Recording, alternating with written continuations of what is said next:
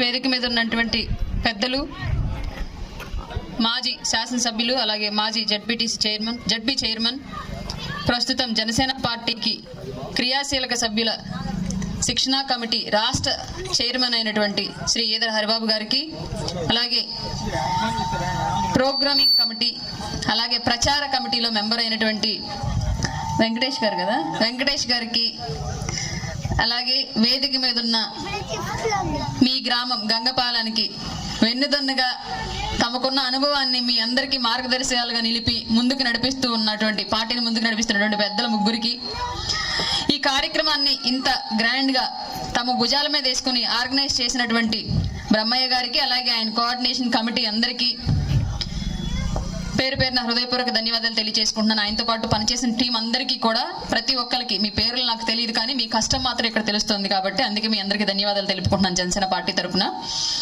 మేము ఇంత programme organise చేస్తే ఫస్ట్ మీరు రాకపోతే ఈ ప్రోగ్రామ్ సక్సెస్ అవ్వనట్లే.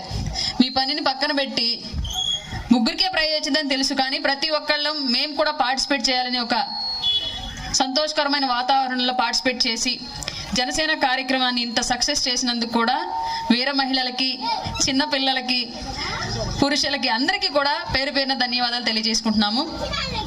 అందరికీ సంక్రాంతి శుభాకాంక్షలు మరొక్కసారి జనసేన పార్టీ తరఫున.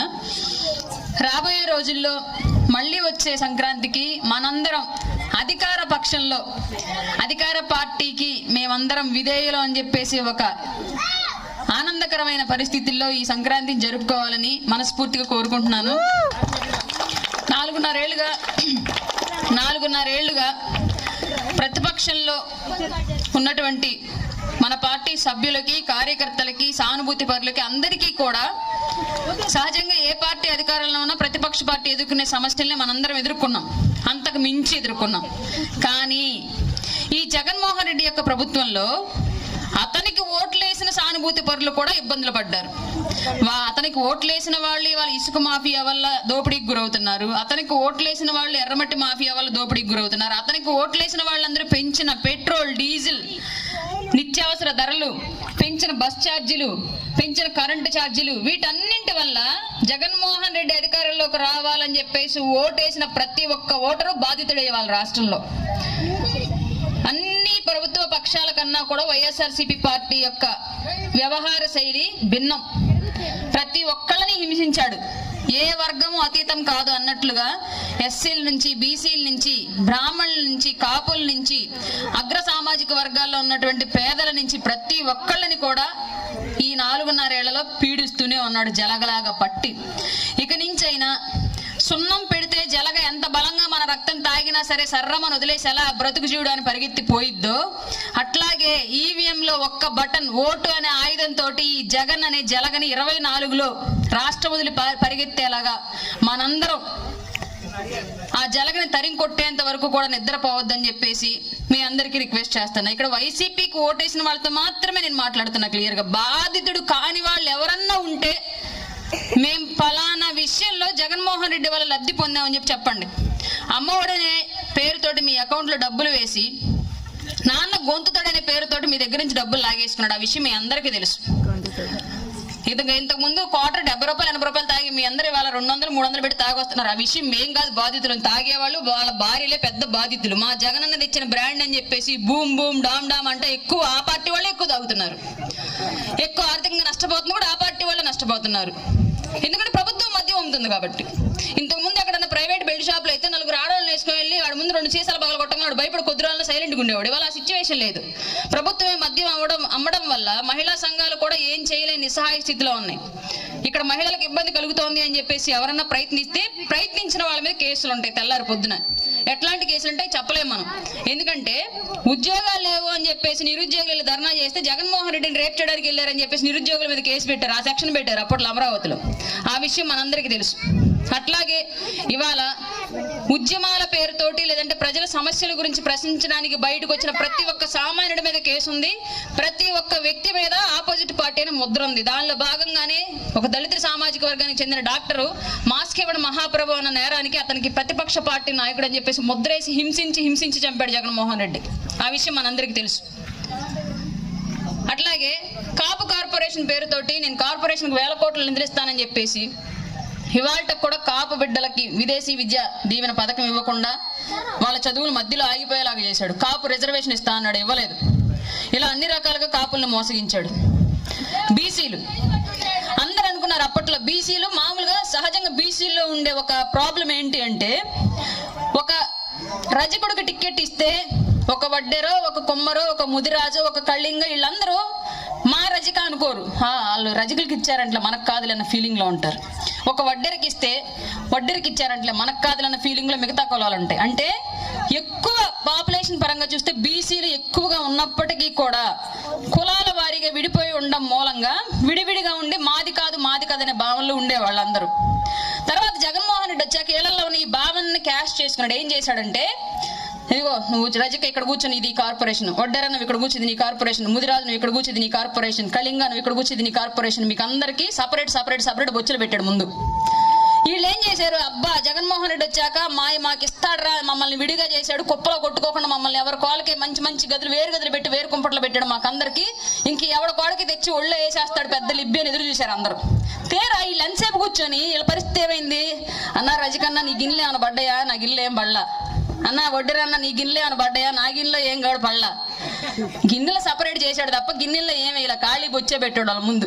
4.5 ఏళ్లుగా ఇంకా జగన్మోహన్ రెడ్డి ఆ గిన్నెలో ఏమైనా వేస్తాడు, మనం ఎదుగుదాం అన్నట్టుగా, మనం తిని కడుపు నింపుకుందాం అన్నట్టుగా చూస్తానే ఉన్నాయి ఈ బీసీ సామాజిక వర్గాలు. ఇప్పటి వరకు ఏ గిన్నెలో కూడా ఒక్క ముద్ద అన్నం పడలేదు, ₹1 డబ్బులు పడలేదు. అంటే కార్పొరేషన్ నిధులు, బీసీ కార్పొరేషన్ నిధులు బీసీలకు కాకుండా అతని ఇష్టానికి, అతని పేరుకి, పలుకుబడికి, అతని ఓటు బ్యాంకు ఉపయోగించుకోవడానికి రకరకాల మార్గాల్లో దారి మళ్లించేశాడు. దాని గురించి ప్రశ్నించడానికి ఇవాళ వీళ్ళలో యూనిటీ లేదు, సపరేట్ చేసేసాడు.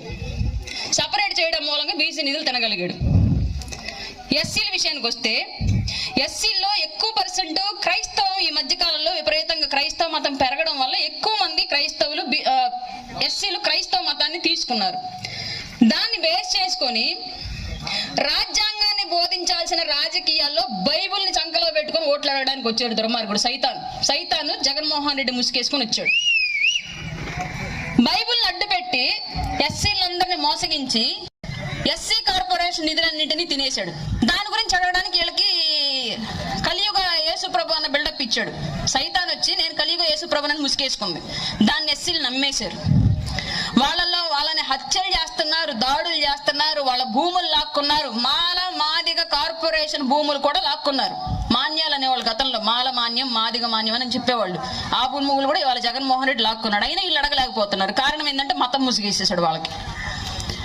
అగ్ర కులాల్లో ఉన్న వాళ్ళు ఎదురు తిరుగుతారేమోనని చెప్పేసి కమ్మ సామాజిక వర్గానికి అసలు రాష్ట్రానికి సంబంధం లేదు, వాళ్ళొక్క వేరే కంట్రీ నుంచో వేరే ఖండం నుంచో వచ్చారు అన్నట్లుగా సపరేట్ చేశాడు. రాజధాని పేరుతోటి కమ్మ సామాజిక వర్గాన్ని అంతటినీ రాష్ట్రం ఏదో పెద్ద దోషులుగా చూసేటట్లుగా క్రియేట్ చేయడానికి ట్రై చేశాడు. ఈ 4 ఏళ్లలో సొంత ఛానళ్ళు, సొంత పత్రికలు పెట్టుకొని 70 మంది సలహాదారులు పెట్టుకొని అతను చేసింది ఏంటయ్యా అంటే, కులాల మధ్య చిచ్చు పెట్టాడు, ప్రాంతాల మధ్య 3 ముక్కలు ఆట ఆడాడు. మొద్దు చెట్లు ఆడతారు కదా చాలా మంది, వచ్చి రాని మొద్దు చెట్లు ఆట, అట్లాంటి ఆట ఆడాడు. 3 ముక్కలుగా విడదీసి నీకు అమరావతి, నీకు వైజాగ్, నీకు కర్నూలు అన్నాడు. పోనీ వీటిలో ఏదన్నా చేశాడేమో అనుకున్నా, కర్నూలు అక్కడే ఉంది ఏం జరగల, అమరావతి అక్కడే ఉంది ఏం జరగల, వైజాగ్ ఏం జరగల. ఏం చేశాడయ్యా ఈ 3 ముక్కల ఆటలు అంటే భూములు దోచుకున్నాడు. ప్రభుత్వ భూములు ఎక్కడెక్కడైతే ఉన్నాయో ప్రభుత్వ భూములు అన్నింటినీ కూడా తన బినామీలకి, తన సలహాదారులకి, తన వెనకాల నడిచినటువంటి మంత్రులు, ఎమ్మెల్యేల పేరుతో ఉన్నటువంటి గుంట నక్కలకు దోచిపెట్టాడు. దీనికి అతను విడగొట్టాడు. ఇవాళ అది అర్థం చేసుకోలేక మనము మాకు రాజధాని వచ్చిందని చెప్పేసి చంకలు గుద్దుకుంటున్నాం. ఇవాళ రాజధాని 4.5 ఏళ్ళుగా లేకపోవడం వల్ల వచ్చిన నష్టం ఏంటి అంటే, 2019లో డిగ్రీ పాస్ అవుట్ అయిన వాళ్ళకు కూడా ఇవాళకు కూడా ఉద్యోగాలు దొరకలేదు. ప్రభుత్వ ఉద్యోగాలు ఇవ్వడానికి క్యాలెండర్ రిలీజ్ చేయలేదు, ప్రైవేట్ ఉద్యోగాలు చేసుకోవడానికి కర్మాగారాలు రాని వల్ల. తలకాయ లేకపోతే అడ్రస్ ఆడ పెడతారు. ఇప్పుడు నా తలకాయ ఇది రాయపడ్డారు, నా మొహం ఇది, మనిషి ఇది. ఆంధ్రప్రదేశ్ బాడీ ఉంది, రాజధాని తలకాయ ఏది, ఏం చూపించాలి పారిశ్రామికవేత్తలకి? అట్లాంటి పరిస్థితి వాళ్ళు నెలకొంటే రాష్ట్రంలో 1000 కోట్ల పెట్టుబడి పెట్టడానికి వచ్చిన పారిశ్రామికవేత్తలకు సరే ఏదో ముక్కు మొహం చూడకుండా ఏదో ఒక బాడీ ఉందిలే ముందు పోయి ఆడ పెడదాం పెట్టుబడి అనుకొని వచ్చినా సరే వెంటనే వచ్చేసి, తలంబరాల సినిమా చూసారు మీరు ఏమన్నా? జీవిత రాజశేఖర్ సినిమా ఎవరైనా చూసారా? దాంట్లో ఒక అతను ఉంటాడు, 10 పైసలు ఇస్తే చెప్తానని చెప్పేసి ఒక డైలాగ్ వేస్తుంటాడు ఒక అతను. అట్లాగా 2000 కోట్ల రూపాయలు పెట్టుబడి అయితే ఈ రాష్ట్రంలో కర్మాగారం పెట్టడానికి, అందులో 1000 కోట్లు 500 కోట్లు ముఖ్యమంత్రి గారు ఆయన వర్గం లంచాలు అడుగుతున్నారు. తను పెట్టే పెట్టుబడికి వచ్చే ఇన్కమ్ కి పొంతన లేనప్పుడు ఏ పారిశ్రామికవేత్త అయినా రాష్ట్రంలో పరిశ్రమలు పెట్టడానికి ముందుకు వస్తాడా? పొలం మీద 10,000 పెట్టామంటే 20,000 లాభం ఆశిస్తాం. పొలం మీద 10,000 పెట్టి 5,000 జేబులోకి వస్తాయంటే ఇంకా పొలం ఎందుకు వేస్తాం ఎవరైనా మనం? అట్లాంటి పరిస్థితి వాళ్ళ రాష్ట్రంలో నెలకొంది. కాబట్టి ఎంతో మంది ఆడబిడ్డలు ఉద్యోగాలు చదివి మేము మా తల్లిదండ్రులు పోషించాలి, మా కాళ్ళమే మేము నిలబడాలని చెప్పేసి ధైర్యంగా నిలబడ్డ ఆడబిడ్డలు కూడా 4 సంవత్సరాలుగా ఎదురు చూసి తల్లిదండ్రులు ఇంకా నువ్వు జాలి ఉద్యోగం చేసింది పెళ్లి చేసేస్తాం, ఆడ ఉద్యోగాలు రావు పెట్టవు, మళ్ళీ మిమ్మల్ని ఆడ కాపాడేం మేము అని చెప్పేసి పెళ్లిళ్ళు చేసేస్తున్నారు. ఆడపిల్లల స్వావలంబని వాళ్ళ జగన్మోహన్ రెడ్డి అలసత్వం వల్ల కోల్పోయాం మనం. మగబిడ్డలు పెళ్లి చేస్తే ఉద్యోగం వస్తే కానీ వాళ్ళకి పెళ్లి చేయడానికి ఉండదు. పాపం ఇదొక దరిద్రం వెళ్ళదు. మనకన్నా ఇంట్లో కూర్చోబెట్టి పెట్టే విషయం కాబట్టి మనకు చేసేస్తారు. వీళ్ళకి మాత్రం ఉద్యోగం వస్తేనే పెళ్లి, లేదంటే పెళ్లి లేదు. ఏంద్రా పెళ్లి అంటే ఏ ఉద్యోగం ఉందంటారు. ఏంద్రా ఉద్యోగం అంటే జగన్మోహన్ రెడ్డి అదల్లా నాకు ఇంక ఉద్యోగాలు ఏడున్నాయి. వీళ్ళు పాపం బయటకు వస్తే జనాలు అడుగుతుంది తట్టుకోలేక, ఇంట్లో ఉంటే తల్లిదండ్రులు బాధ తట్టుకోలేక చీపుగా దొరుకుతుంది రాష్ట్రంలో వాళ్ళ గంజాయి తాగి చెట్లంటో పొట్లంటో ఊరు చివరిలోనే ఎక్కడో చోట వాళ్ళ కాలకృత్యాలు వాళ్ళు తీర్చుకుంటున్నారు. అట్లాంటి సిచ్యువేషన్ వాళ్ళ రాష్ట్రంలో ఉంటే ఇంకా మనం వైసీపీ జెండా పట్టుకున్నామంటే అప్పట్లో స్వాతంత్రం కోసం బ్రిటిష్ వాళ్ళని ఎట్లా తరిమి కొట్టారో మన పూర్వీకులు స్వాతంత్ర సమర యోధులు, ఇవాళ వైసీపీ జెండా పట్టుకునే వాళ్ళు మిమ్మల్ని తరిమి కొట్టాల్సిన అవసరం మాకు వచ్చేలా ఉంది. ప్రతి ఒక్కళ్ళు గుర్తుంచుకోండి. మీరు చేస్తున్న ద్రోహం మీ ఇంటికే, మీరు పట్టిన జెండా మీ కుటుంబ నాశనానికే గుర్తుపెట్టుకోండి. వైసీపీ జెండా పట్టిన ప్రతి ఒక్కళ్ళు మీ తర్వాత తరాన్ని నాశనం చేస్తారట ఈ రాష్ట్రంలో. ప్రతి ఒక్కళ్ళు గుర్తుపెట్టుకోండి. అసలు ఆలోచించండి. రాష్ట్రానికి ఆదాయం లేదు, మీ ఇంట్లోకి రాబడి లేదు, పథకాల పేరుతో మీ అకౌంట్లో డబ్బులు వేస్తున్నాడు. ఎక్కడి నుంచి తెచ్చేస్తున్నాడు? ముద్రను గుద్దుతున్నాడు, ప్రింటింగ్ లేదు కదా. మన రాష్ట్రంలో స్కూళ్ళు అమ్ముతున్నాడు, బస్ స్టాండ్లు అమ్ముతున్నాడు, పోర్టులు అమ్ముతున్నాడు, మన తలకాయలను తాకట్టు పెట్టి లక్షల కోట్ల అప్పు తీసుకొస్తున్నాడు. ఇవన్నీ ఎవరు తీర్చాలి? 2019లో కట్ట 74 బియ్యం, మొలకొలుపుల బియ్యం 900 మహా అయితే 1000 రూపాయలు లోపే కొన్నాం ఎవరైనా సరే. ఈ 4 ఏళ్ళలో ఇవాళ సిచ్యువేషన్ చూసుకుంటే ఇవాళ ఒక్క బియ్యం కట్ట 25 కేజీల బియ్యం కట్ట 1350 1400 అమ్ముతున్నారు. పోనీ రైతుకి ఏమన్నా మద్దతు ధర ఎక్కువిచ్చాడా? ఇవ్వాల. మరి అట్లాంటప్పుడు ఈ పెంచిన డబ్బులు ఎక్కడికి వెళ్తున్నాయి? మన పేరు మీద మనల్ని తాకట్టు పెట్టి అతను తీసుకున్న అప్పులు కట్టడానికి వడ్డీలు సరిపోక మెయింటెనెన్స్ ఛార్జెస్ ఎక్కువైపోయి, రాష్ట్రాన్ని మెయింటైన్ చేయడానికి ఛార్జెస్ ఎక్కువైపోయి ధరల భారం పన్నుల భారం మన మీద వేస్తున్నాడు. మనమే కడుతున్నాం నిరంతరం ప్రభుత్వానికి ఆ డబ్బులు, వాళ్ళు చేసే అప్పులు. పోనీ ఇతనికి ఏమైనా ఆర్థిక క్రమశిక్షణ ఉండి ప్రజల డబ్బు జాగ్రత్తగా ఖర్చు పెడుతున్నాడా అంటే నిద్ర లేస్తే మొహానికి స్టిక్కర్ అయ్యాలా, ముందు మొహానికి స్టిక్కర్ అయ్యా, వెనక మొహానికి స్టిక్కర్ అయ్యాలి, ఆడ ఏమంటారు చెప్పండి అని అడుగుతున్నారు వచ్చి. ఆ స్టిక్కర్ వల్ల ఎవరికి ఉపయోగం? మనకి ఎవరికైనా ఉపయోగం ఉందా? మీ గోడకు రంగు వేయమంటారా, మీ ఇంటికి రంగు వేయమంటారా చెప్పండి అని అడుగుతున్నారు. ఆ రంగుల వల్ల ఎవరికైనా ఉపయోగం ఉందా? నిరంతరము అతని ప్రచారానికి తప్ప ప్రజల బాగోగులు పట్టించుకొని ముఖ్యమంత్రి ఎవరైనా ఉన్నారు దేశవ్యాప్తంగా అంటే ఒక్క జగన్మోహన్ రెడ్డి మాత్రమే. అందుకే ఇట్లాంటి ప్రజా కంటకుడు ఈ రాష్ట్రంలో ఉండకూడదు అని పవన్ కళ్యాణ్ గారు 4 వ్యక్తులు 4 టేస్టులు కోరుకుంటే ఏ టేస్టు లేని ఉప్మా కనుక ప్రజాదరణ పొందినట్లుగా ఈ ఉప్మా ముఖ్యమంత్రి ఈ రాష్ట్రాన్ని అధిష్ఠించాడు. అందువల్ల ఈ ఉప్మా ముఖ్యమంత్రి, ప్రజల్ని హింసించే ఈ ముఖ్యమంత్రి ఉండకూడదనే పవన్ కళ్యాణ్ గారు పొత్తు అనే ఒక అంశంలోకి వెళ్ళి టీడీపీతో పొత్తు పెట్టుకున్నారు. సీట్లు, సర్దుబాట్లు, పవర్ షేరింగ్లు ఇవన్నీ పవన్ కళ్యాణ్ గారికి వదిలేసేయండి. మన భవిష్యత్తు కోసం ఒక వ్యక్తి నిస్వార్థంగా నిలబడ్డాడు కాబట్టి అతను చెప్పిన దారిలో, అతను అడుగుల్లో అడుగేసుకుంటూ అతను చెప్పినట్లుగా 2024 ఎలక్షన్ వరకు నడిచి ఆ వ్యక్తి నిర్ణయం ప్రకారం ఉమ్మడి ప్రభుత్వాన్ని అధికారంలోకి తీసుకొద్దాం. రాబోయేది 24లో ఖచ్చితంగా గుర్తుపెట్టుకోండి అందరూ, జనసేన టీడీపీ ఉమ్మడి ప్రభుత్వమే వస్తుంది. వైసీపీ రాష్ట్రంలో కనీసం ప్రతిపక్ష పాత్ర పోషించే పరిస్థితుల్లో